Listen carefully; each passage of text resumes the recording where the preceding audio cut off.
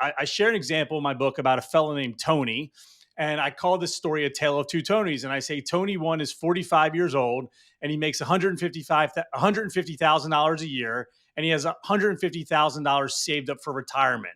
And if he wants to have a traditional retirement and stop working at 65 like most people want to do, he has to save, if you plug these numbers into his financial plan, he has to save about $2,400 a month in order to make that happen, which is about 20% of what he's making, which is a non-starter for most people.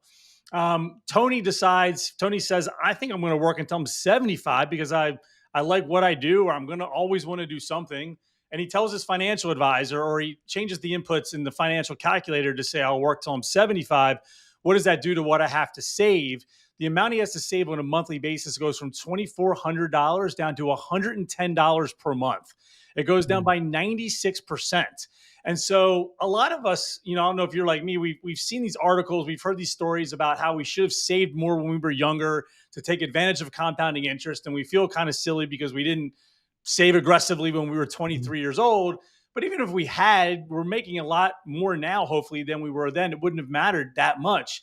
But we don't hear people talking about how we get the same benefits of this compounding interest, except much, much more so because it's bigger numbers by extending the period of time on the back end and lengthening the time that we'll actually have this money sitting and growing for us.